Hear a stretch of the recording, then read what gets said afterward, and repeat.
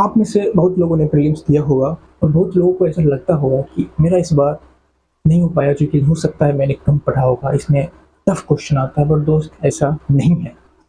History में, geography में, economics में क्या ही टफ पूछा जा सकता है, करंट अफेयर में क्या टफ पूछा जा सकता है, जब आपको सिलेबस ही नहीं बताया जाए कि हम आपसे यहाँ से पूछेंगे। जैसे मैं आप एग्जाम्पल बता रहा हूँ, जैसे मान लो मैं आपको बोलूँ कि मैथ में मैं परसेंटेज पूछूंगा, कंपाउंड इंटरेस्ट पूछूंगा और सिंपल इंटरेस्ट पूछूंगा। जैसे ही आपने एग्जाम देने गया, आपने देखा इस दोनों से, इस तीनों चैप्टर से सवाल ही नहीं है। सवाल कहाँ से है? सवाल आ गया एवरेज से, सवाल आ गया एलिगेशन से, मिक्सर से। ठीक यही हुआ। हमने बोला कि पॉलिटी से क्वेश्चन पूछूंगा, पॉलिटी से एक भी सवाल नहीं है।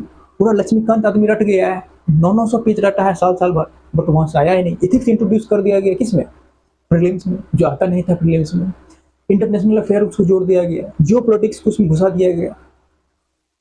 और कैसे कैसे स्कीम हुआ, चलिए और समझते हैं। जैसे आप देखो सिलेबस, क्या सिलेबस है प्रीलिम्स का? प्रीलिम्स में दिखाया गया है कि मैं करंट अफेयर में क्या पूछूंगा। उन्होंने जो सिलेबस दिया है current events of national and international importance. तो अब करंट इवेंट्स है कहाँ का? नेशनल और इंटरनेशनल। अब बताओ, हमारे देश में डेली कितना घटना होता है कि परसों दिल्ली में आग लग गया था, वहाँ फायर ब्रिगेड आ गया था, परसों 2 दिन पहले मेलोडी को मोदी जी ने चॉकलेट दिया था। ये सब क्या है? परसों मोदी जी वहाँ जा रहे हैं, आज तेल का दाम 3 रुपया बढ़ गया, ये हो गया, वो हो गया, कल ईरान वार है, आज वहाँ ये दुर्घटना घटी है, आज ममता बनर्जी ने केस लड़ा, आज अरविंद केजरीवाल को छोड़ा गया। एक ही देश में हजारों करंट अफेयर्स हैं। सिर्फ आप एक दिन की बात करो, लाखों करोड़ करंट अफेयर्स आ जाए। आप थोड़ी बताए हो कि इस न्यूज़पेपर से पूछेंगे, इस न्यूज़पेपर से पूछेंगे, आपको इसको पढ़ना, कोई डिफाइन ही नहीं है। अब इंटरनेशनल की बात कर लो, लगभग मान लो 160 या 180 के लगभग देश है। अब वहां से कोई पूछेगा इंटरनेशनल अफेयर में कितना है, सर ढेर न्यूज है, क्या क्या पढ़ेगा आदमी? अब तो बताओ तो सही। ये 4-5 न्यूज़पेपर है, जैसे इंडियन एक्सप्रेस हो गया, ऐसे प्रेस इंफॉर्मेशन ब्यूरो में जो जो छपा होगा उससे पूछा जाएगा। अब करंट मतलब क्या होता है? 1 साल के अंदर हो गए, उससे ज्यादा भी ले लो, 2 साल के अंदर। अब करंट कह के तुम 5 साल पहले के पूछ लोगे तो करंट इवेंट्स थोड़ी हो गया। ये स्कैम है, स्कैम। ठीक है। अब मान लो दूसरा क्या है? दूसरा है हमारे पास कि जैसे मान लो कि लिखा है हिस्ट्री के लिए, क्या लिखा है? History of India and Indian national movement. अब इंडिया के जो हिस्ट्री है, क्या मान लो कोई पढ़ेगा मध्य प्रदेश की हिस्ट्री, वही पूरा बझा लग जाएगा। कोई बिहार की हिस्ट्री पढ़ेगा, कोई उत्तर प्रदेश का, ऐसे पूरा अगर इंडिया का हिस्ट्री कवर करे, हिस्ट्री का तो ढेर लग जाएगा। सिर्फ लिख दिया हिस्ट्री, क्या हिस्ट्री? हिस्ट्री में क्या पूछ लोगे? यह टफ नहीं है, तुमको बस गुमराह किया जा रहा है। बस एक लाइन लिख दिया गया, अब तुम समुद्र में डुबकी लगाते रहो। कोई गलती से उस पॉइंट को पढ़ लिया होगा तो उसका हो गया, हमको क्या पता है क्या पूछ रहा है। आज मन होगा वहां से पूछ लेंगे, कल मन होगा वहां से पूछ लेंगे। जैसे मान लो लिख दिया है general issue of environmental ecology, biodiversity and climate change that do not require subject explanation in general science. ऐसा लिखा है जो इन्वायरमेंटल साइंस, उसमें ऐसा लिखा है, कोई एक्सप्लेनेशन की जरूरत नहीं है। मतलब कोई नॉर्मल बच्चा है उसको ही बना ले, बट कैसे बनाएगा? तुम सवाल तो देखो, नहीं बना सकता है तो स्कैम कैसे हुआ है, चलिए उसको समझते हैं। मैं आपको कुछ अभी जो चेयरमैन है उसका क्वालिफिकेशन दिखाता हूँ। जैसे अभी हमारे जो चेयरमैन है यूपीएससी का, वो क्या है? अजय कुमार। अब अजय कुमार जो है उसका क्वालिफिकेशन क्या आपको दिख रहा होगा कि वो बीटेक किए हैं। कहाँ से बीटेक किए हैं? आईआईटी कानपुर। ठीक। अब MSc in applied economics, university of क्या पढ़ने भी नहीं आ रहा, माइनोस्टा, यूएसए। अब कहाँ से ये किया है इकोनॉमिक्स? एमएससी यूएसए से। ठीक है। PhD in business administration, university of minister USA. मतलब ये जाके पढ़ा है, जो इसका चेयरमैन है वो कहाँ से पढ़ा है? यूएसए से। और हम साला कहाँ से पढ़े हैं? फ्रॉम लोखंडवाला। समझ रहे हो? अपने किसी गांव में जहाँ कोई टीचर नहीं आता है पढ़ाने के लिए, 1 सप्ताह स्कूल बंद रहता है, तो पूछने वाला नहीं है। ये कहाँ से पढ़ा है? ये कहाँ से पढ़ा है? यूएसए से, जो टॉप इंस्टीट्यूट है वहां से जाकर पढ़ा है। अब इसके लिए बेसिक क्या होगा?